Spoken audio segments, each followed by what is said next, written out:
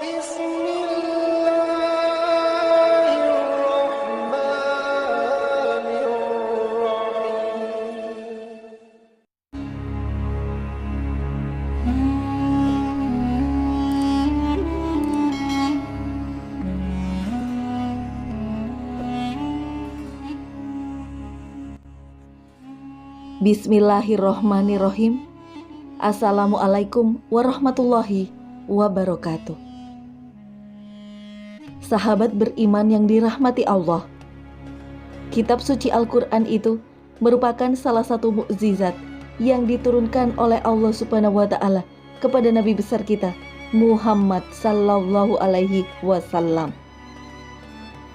Tentunya di dalam Al-Quran ini memiliki banyak sekali keistimewaan, dan orang yang membacanya serta mengamalkannya maka akan mendapatkan pahala berlipat. Salah satu surat yang memiliki keistimewaan tersebut adalah surat Al-Mulk, yang artinya adalah kerajaan. Surat ini termasuk surat Makkiyah yang jumlahnya ada 30 ayat, dan surat tersebut telah diturunkan setelah surat At-Tur.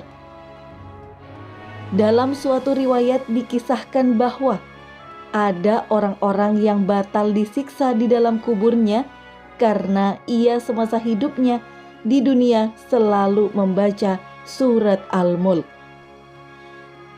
Lantas bagaimanakah kisah orang yang sudah selamat dari siksa kubur itu?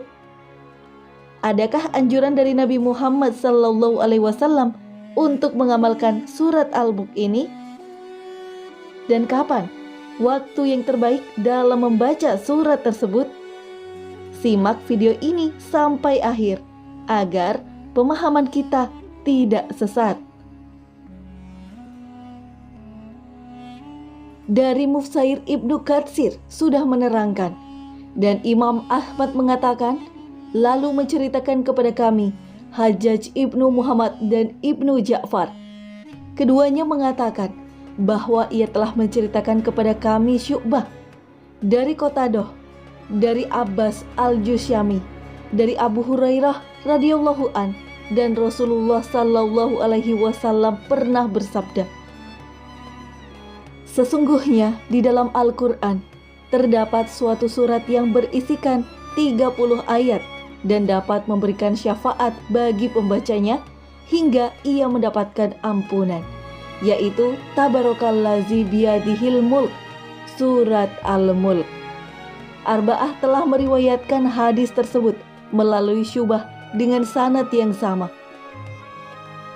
bahwa Imam Turmuzi telah mengatakan dalam hadis ini itu adalah hasan. Mengenai tentang keutamaan surat Al-Mulk ini, bahwa sahabat Anas Ibnu Malik radhiyallahu an mengatakan Rasulullah sallallahu alaihi wasallam pernah bersabda bahwa sesungguhnya ada seorang lelaki dari kalangan umat sebelum kalian meninggal dunia, sedangkan tiada sesuatu pun dari kitabullah yang dihafalkannya selain dari Tabaraka atau surat Al-Mulk. Ketika lelaki itu diletakkan di dalam kuburnya, lalu malaikat penanya datang, maka surat Tabarak atau surat Al-Mulk menghalang-halanginya. Lalu malaikat itu berkata, sesungguhnya engkau adalah salah satu dari kitabullah, dan aku tidak suka membuatmu tidak senang.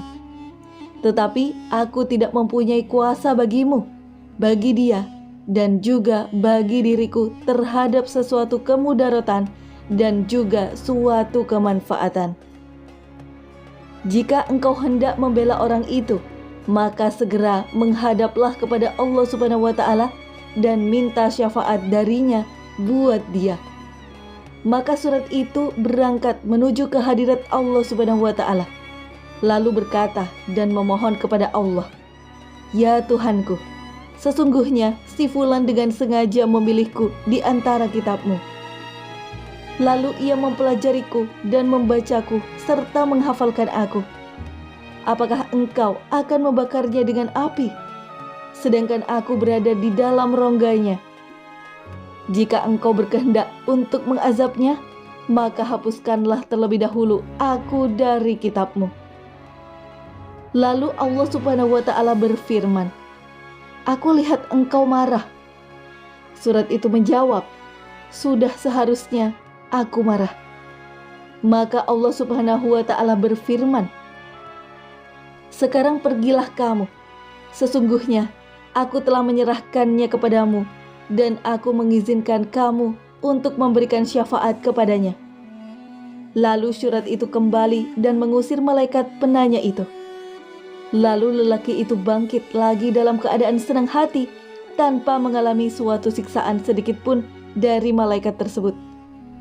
Lalu surat itu meletakkan rongga mulutnya ke mulut lelaki itu lalu berkata, selamat datang dengan mulut ini. Barangkali mulut ini sering dipergunakan untuk membacaku.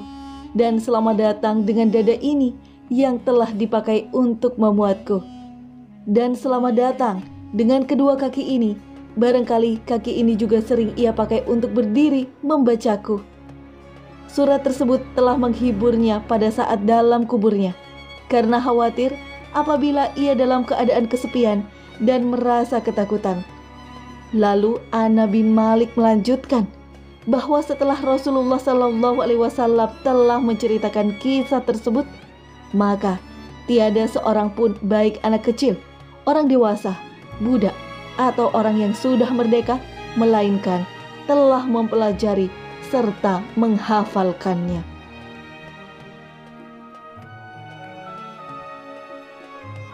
Lalu Rasulullah SAW menamainya dengan sebutan Al-Mujiyah atau surat yang menyelamatkan.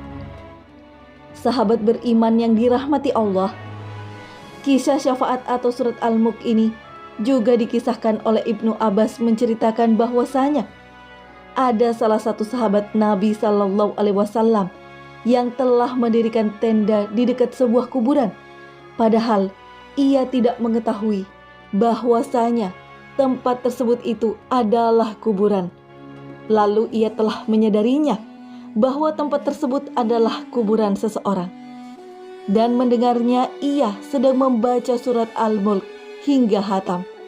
Maka ia mendatangi Nabi SAW dan bertanya, wahai Rasulullah, aku telah memasang tendaku di dekat kuburan, sedangkan aku tidak menyadari bahwa tempat tersebut adalah kuburan. Tiba-tiba aku mendengar dari dalam ada seorang membaca surat Al-Mulk sampai selesai. Maka Rasulullah SAW bersabda, surat Al-Mulk adalah surat pencegah dan juga surat penyelamat yang dapat menyelamatkan pembacanya dari siksa kubur. Hadis riwayat Tirmizi. Maka Imam Tirmizi juga meriwayatkan melalui jalur Lais ibnu Abu Salim dari Abu Zubair dari Jabir bahwa Rasulullah SAW masih belum tidur sebelum membaca Alif Lam Mim, Tanzil dan Tabarakallazi biyadihil mulk. Lais telah meriwayatkan dari Tawus bahwa kedua surat tersebut telah mengungguli dari semua surat dalam Al-Quran dengan 70 kebaikan. Lalu Ibnu Abbas mengatakan bahwa Rasulullah SAW pernah bersabda, sesungguhnya aku menginginkan bila surat ini dihafalkan di dalam kalbu setiap umatku, yakni surat Al-Mulk ini. Ibnu Abbas juga meriwayatkan bahwa ia juga pernah berkata kepada seseorang, maukah aku hadiahkan kepadamu suatu hadis yang akan membuatmu gembira? Lantas lelaki itu menjawab, tentu saja aku mau. Lalu Ibnu Abbas mengatakan, bacalah surat Al-Mulk dan ajarkanlah kepada keluargamu serta semua anak-anakmu dan semua ahli baitmu yang masih anak-anak dan juga semua tetanggamu.